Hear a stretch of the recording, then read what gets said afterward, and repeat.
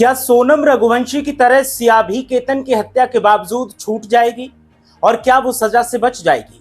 क्या सिया इतना बड़ा गुनाह करने के बाद भी आसानी से बच सकती है? और क्या वाकई सिया के वकील ने जिस तरह का दावा किया है उस दावे के मुताबिक सिया दोषी कभी साबित नहीं हो पाएगी? ये सवाल तब से जहन में उठ रहे हैं जब से सिया के वकील आशुतोष श्रीवास्तव का एक इंटरव्यू सामने आया है। जिस तरह से सिया के वकील ने इंटरव्यू में तमाम बातें कही हैं, उनसे अब केतन का परिवार चिंतित दिखाई दे रहा है। सिया के वकील आशुतोष श्रीवास्तव ने पीटीआई से बात करते हुए जो बातें कही, उन बातों ने सबको चौंका दिया है। लोग अब सवाल करने लगे हैं कि क्या हमारा कानून इतना कमजोर है कि कोई हत्या को अंजाम देने के बाद भी इस तरह की दलील के साथ आसानी से बच जाएगा, जैसा सोनम रघुवंशी के मामले में देखने को मिला। और अब केतन की हत्या के बाद सिया को लेकर देखने को जो मिल रहा है और सिया के वकील के दावों ने तो सबको चौंका दिया है। पीटीआई से बातचीत में सिया के वकील आशुतोष श्रीवास्तव ने कहा कि पुलिस की जांच अभी चल रही है और इस मोड़ पर ऐसा कोई पक्का सबूत नहीं है जो सिया को गुनहगार साबित करे। सिया के वकील आशुतोष श्रीवास्तव का कहना है कि मुझे नहीं लगता कि कोई ऐसा स्वतंत्र गवाह या चश्मदीद है जिसने सिया को ऐसे करते हुए देखा हो। सिया पुलिस का पूरा सहयोग कर रही है ताकि जांच सही नतीजे पर पहुंच सके और अदालत में सच सामने आ जाएगा।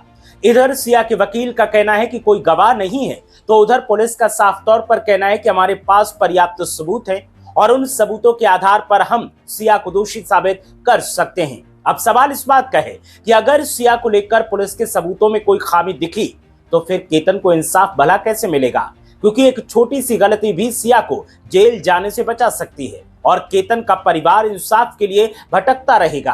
वहीं दूसरी तरफ केतन की हत्या सिया ने क्यों की, इसका चौंकाने वाला जवाब सिया ने पुलिस को दिया है और कहा कि केतन के सिर पर बाल कम थे। वो इस कमी को छुपाने के लिए विग का इस्तेमाल करता था जो उसने सिया से छुपाया था। पुलिस के सामने सिया ने कम बालों का जो तर्क दिया है उसने भी सबको चौंका दिया है और लोग पूछ रहे हैं कि अगर आपके भाई के बाल कम हो जाएंगे तो क्या आप उसकी हत्या कर देंगे? और अगर शादी के बाद पति के बाल झड़ जाएंगे तो क्या आप कम बालों की वजह से उसकी हत्या कर देंगे? सिया के इस कम बाल वाले तर्क ने तो समाज के उन लड़कों को डरा दिया है जिनके सिर पर सच में कम बाल है और अभी उनकी शादी नहीं हुई है। सबको ऐसा लगता है कि अगर कम बाल हुए और इसे छुपाने की कोशिश की गई तो फिर हत्या हो सकती है।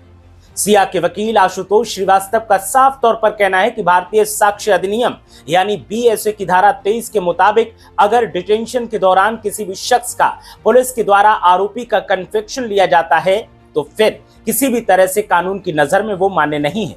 तो ऐसे में अगर पुलिस दावा करती है कि सिया ने केतन की हत्या को कबूल किया भी है तो वो कानून की नजर में स्वीकार नहीं है।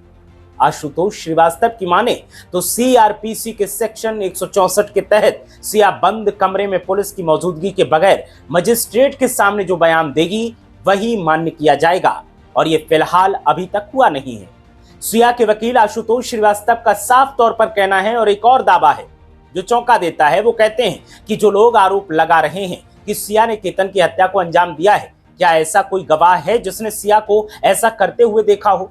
अगर ऐसा गवाह है तो कोर्ट में उसकी गवाही के आधार पर सिया को दोषी साबित किया जा सकता है और अगर ऐसा कोई आई विटनेस नहीं है तो फिर सिया पर लगा कोई आरोप सिद्ध नहीं होता है और सिया को कोई दोषी नहीं बता सकता।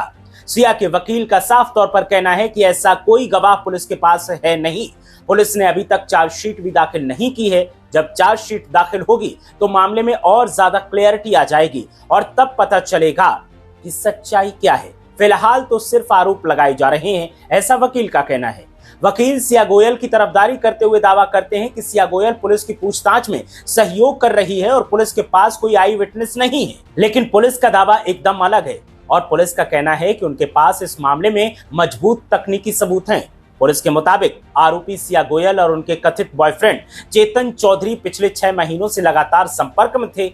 दोनों के बीच इस दौरान 2004 बार फोन पर बात हुई। दोनों ने फोन पर करीब 238 घंटे बिताए। कई कॉल तो 2 से 3 घंटे से भी ज्यादा लंबी थी। पुणे ग्रामीण के एसपी संदीप सिंह गिल के अनुसार इतनी लंबी बातचीत और सीसीटीवी फुटेज से इस बात का शक गहराता है कि केतन की मौत के पीछे कोई बड़ी साजिश रची गई थी।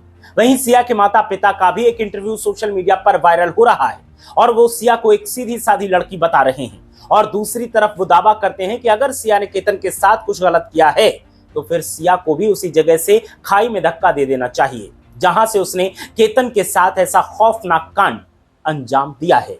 दूसरी तरफ केतन के माँ बाप का रो रो कर बुरा हाल है और वो केतन की यादों में डूबे हुए हैं। केतन की शादी की तैयारियां जारी थी और इसी बीच ये कांड हुआ जिसने सबको हिला कर रख दिया और अब हर तरफ इस केस की चर्चा होने के साथ ही सिया के लिए सजा और केतन के लिए इंसाफ की मांग लगातार तेज होती जा रही है। एक तरफ सिया गोयल के वकील हैं जिनका दावा कुछ और है और एक तरफ केतन हत्याकांड की जांच कर रही पुलिस है जिसका दावा कुछ और है। और दावों के बीच सबसे बड़ा सवाल इस बात का है कि क्या सिया इस मामले में बरी हो जाएगी या फिर कानून की कमजोरी सिया को बचाने का काम करेगी। क्या सिया को कोर्ट से राहत मिलनी चाहिए या नहीं, इस पर आपकी राय क्या है हमें कमेंट करके जरूर बताएं। इस वीडियो को बनाने में मदद की चिराग शाक्य ने। मैं हूं आपके साथ हिमांशु। वीडियो अगर अच्छा लगा हो तो फिर फेसबुक, इंस्टाग्राम और यूट्यूब पर हमें फॉलो और सब्सक्राइब जरूर करें।